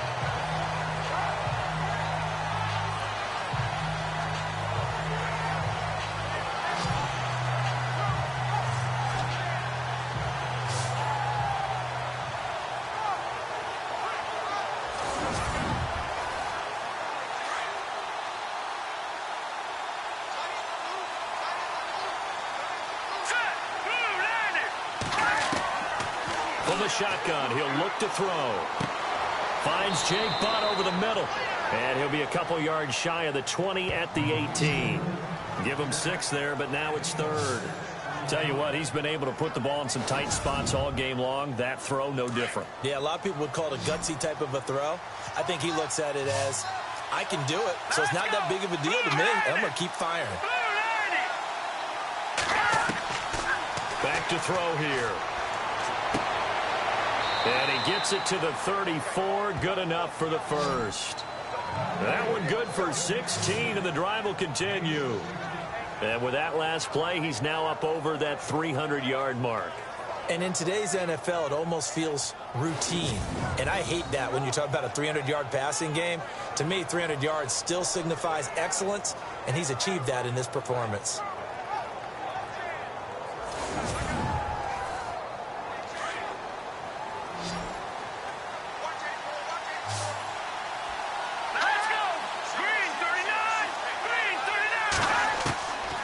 They'll look to throw here on first down. Looking right sideline, but it's incomplete. Had an open man that time, but ended up putting a little too much heat on it, don't you think, partner? Absolutely. Just needed a touch more air under it. Instead, he fired an absolute bullet. Offense looking to avoid a 3rd and long. It's 2nd and 10.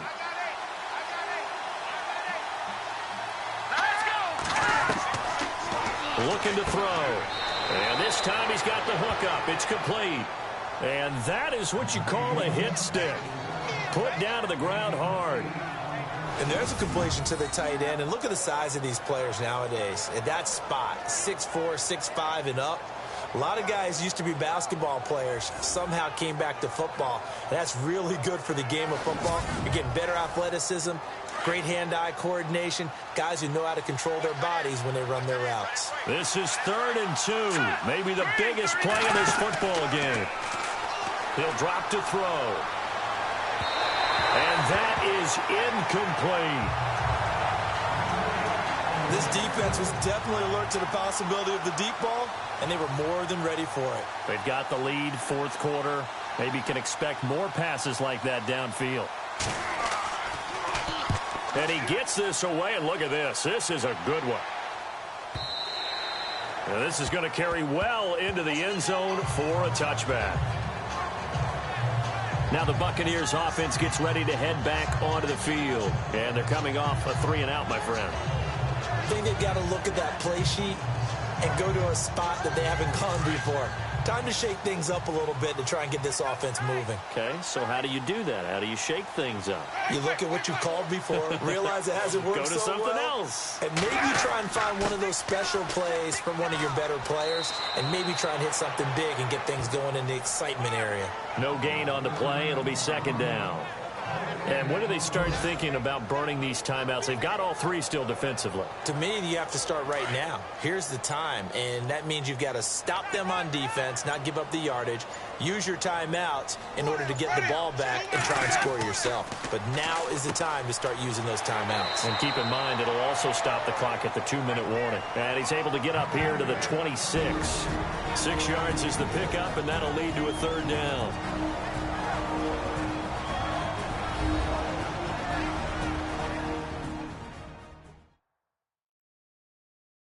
So it's Buccaneer football as we welcome you back. And let's see what they've come up with offensively after having time to talk it over. This a big play for both sides. What will we see here? 3rd and 4.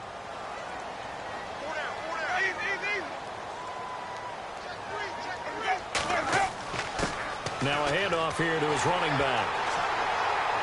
And he's able to get it to the 33. Good enough for a 1st down. So fresh out of the 2-minute warning, and here's another timeout taken with 1:55 remaining.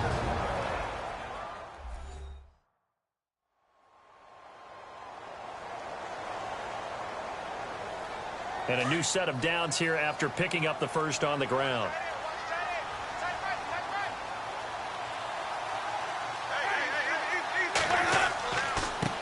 And he'll give it here to his running back.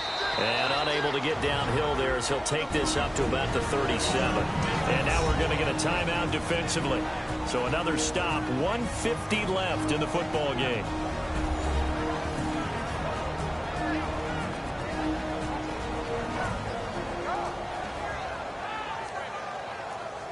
Second down following the run.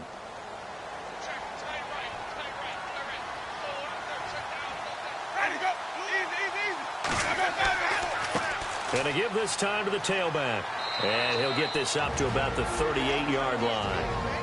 Now the defense will burn their 3rd and final timeout. And as the two teams talk it over on their respective sidelines, we take a break.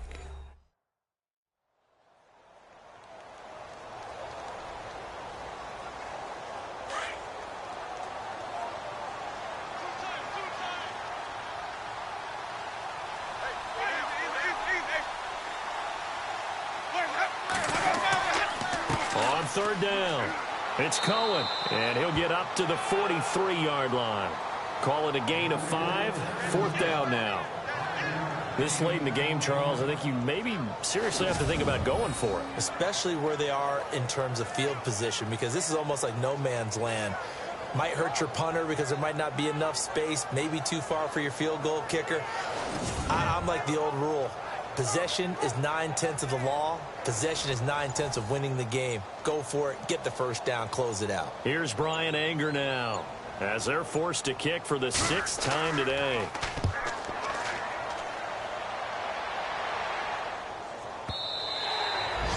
They've gone to the 4th quarter now in Dallas. Now you saw the score at the bottom of your screen a moment ago. We got a good one going on there. Dak Prescott, well over 300 yards through the air, and he's also hit on 4 touchdown passes.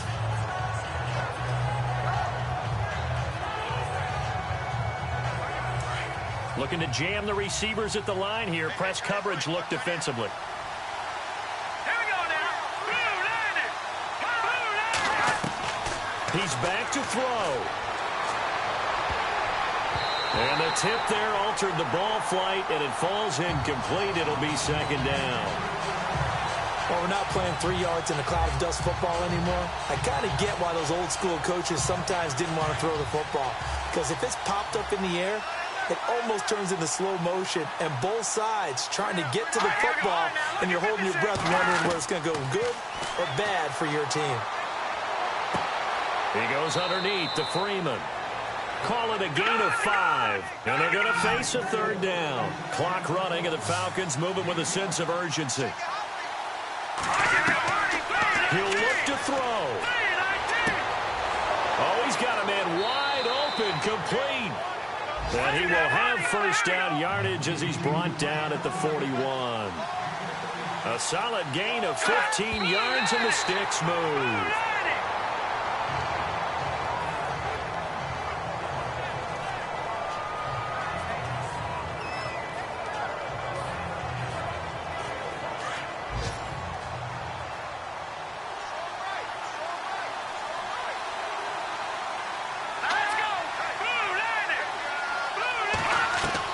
They'll look to throw. He's going to leave this for his running back. It's complete. They'll wind up losing 3. And now it's third down. Really good defensive effort. They were all over that little swing pass out to the right side before lost yardage.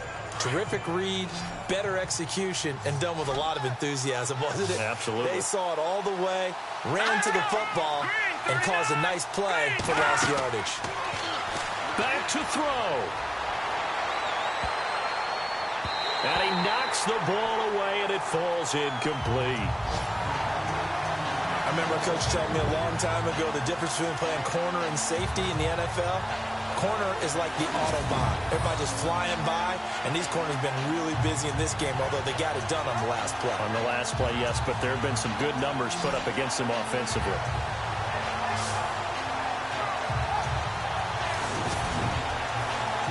Down 7, and they've got to go for it here on 4th down. Here we go. Back to throw. He's going to let it fly.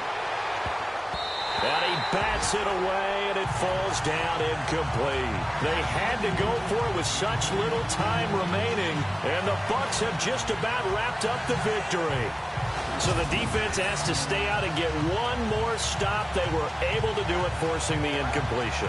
So on their record, that goes down as a successful play. It doesn't matter how they got there, how it happened. They got it done. They're the ones that are jubilant.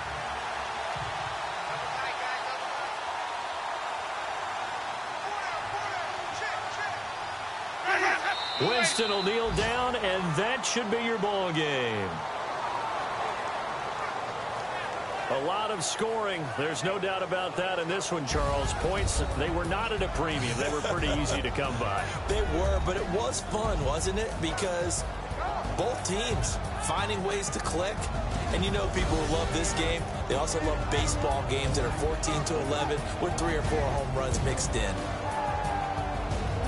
So for Tampa Bay, the win gets them to 5-9 now on the year. And they'll get to stay put for a few days as they'll host the Chicago Bears next week. Meanwhile, for Atlanta, this was basically just an exhibition game for them as they'd already clinched home field advantage. And they'll try and turn things around next week as they have a date at MetLife Stadium with the New York Jets.